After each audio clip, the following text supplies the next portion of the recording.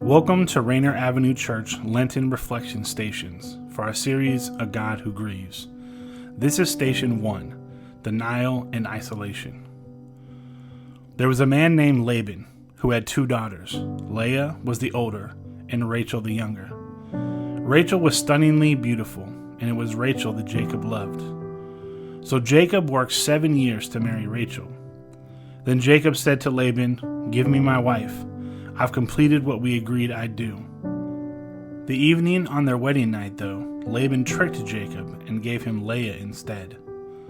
Jacob confronted Laban. "What have you done to me? Didn't I work all this time for the hand of Rachel? Why did you cheat me?"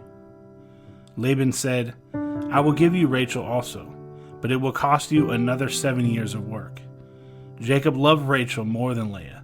He worked for Laban another 7 years.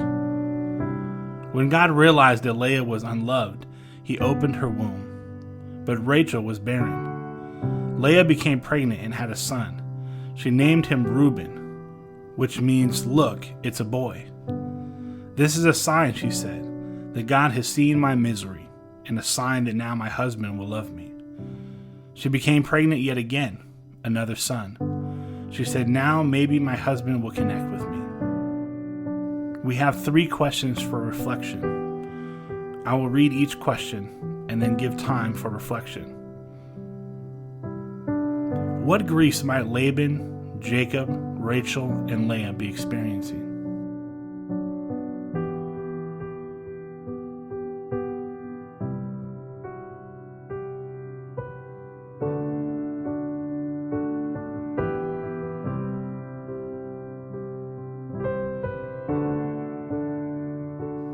Responding to grief often starts with denial and a sense of isolation. Where do you see that in the story?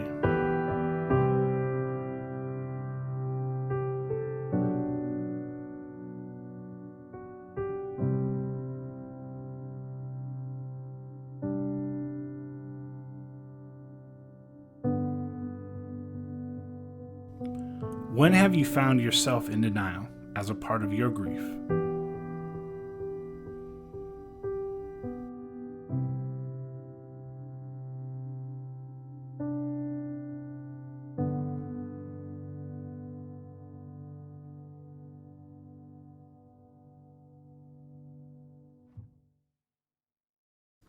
Station 2, Anger and Resentment. When Rachel realized that she wasn't having any children for Jacob, she became jealous of her sister.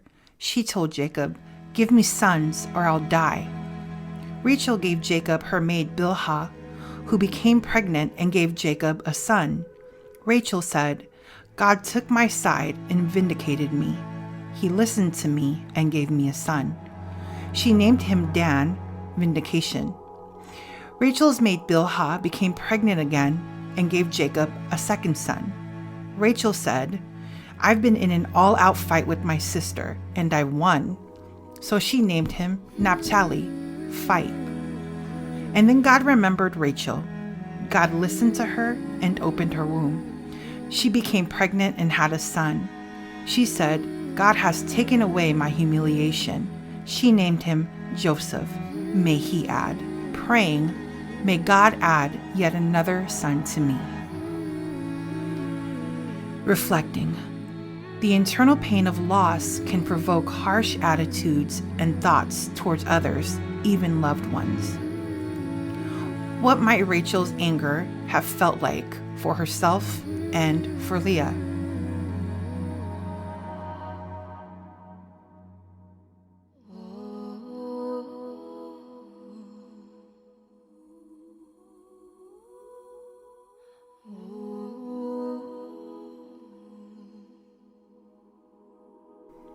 When has grief led you to anger?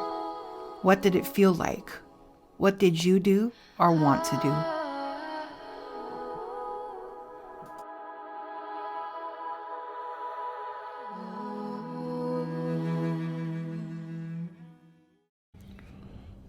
Station 3, Bargaining and Works.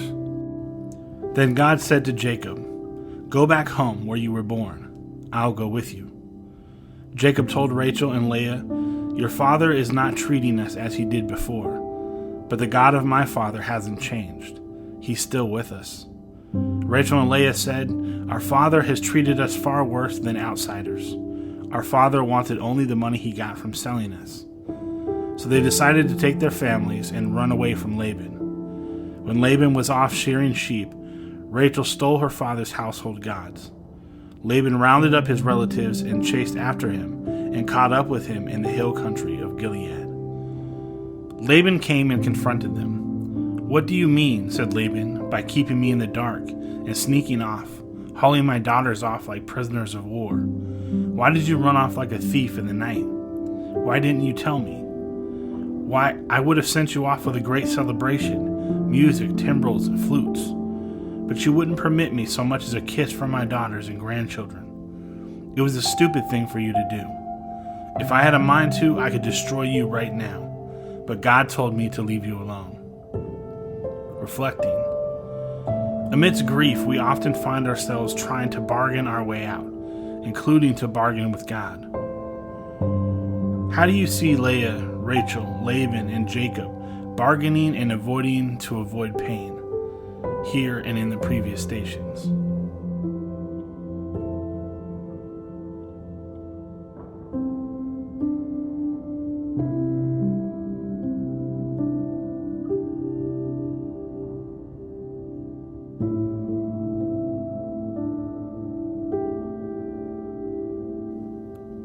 Why might Rachel have stolen her father's household gods?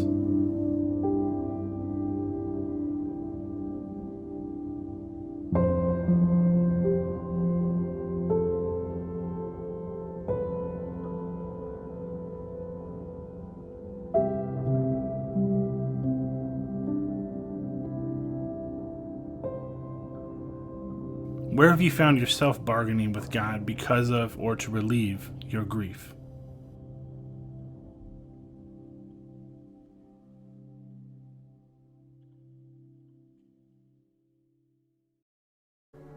Station 4, Depression and Alienation.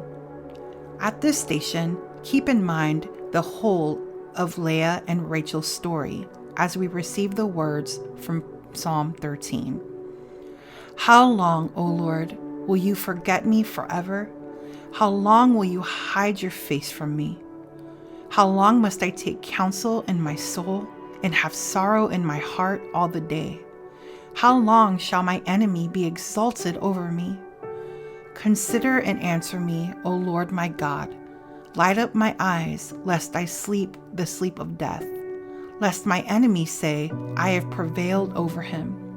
Lest my foes rejoice, because I am shaken. But I have trusted in your steadfast love. My heart shall rejoice in your salvation. I will sing to the Lord because he has dealt bountifully with me." Reflecting. In depression, we might withdraw from life, feel numb, and the world might seem too much and too overwhelming. Where do you see depression and alienation in Leah, Rachel, and Jacob's story?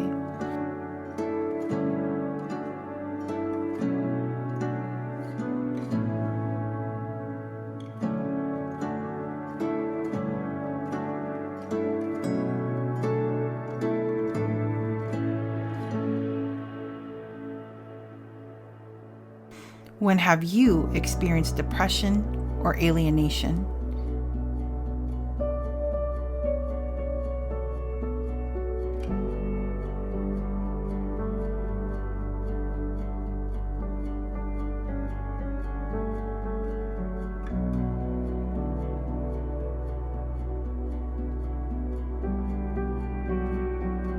How might Leah, Rachel, or Jacob receive this psalm? How do you?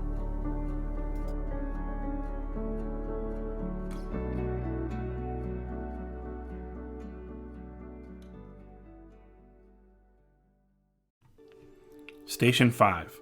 Acceptance and regrouping. Jacob called his family around. "Get stones."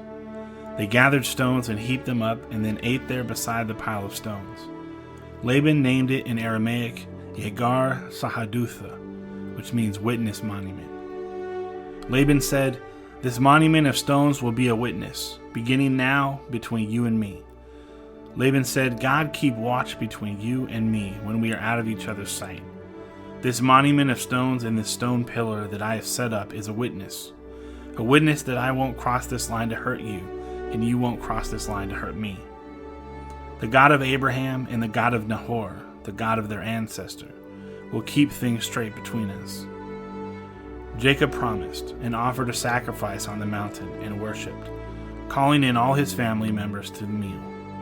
They ate and slept that night on the mountain. Laban got up early the next morning, kissed his grandchildren and his daughters, blessed them, and then set off for home. Reflecting. After their conflicts, escapes, and threats, how might this scene have felt to each of the characters?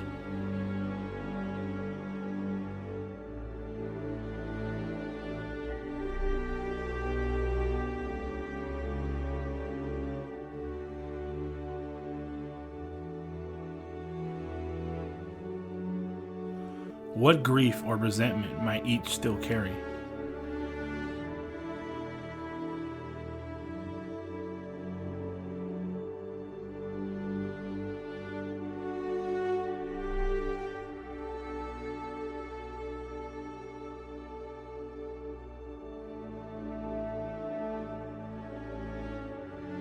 When have you felt more acceptance of grief, and what did it feel like?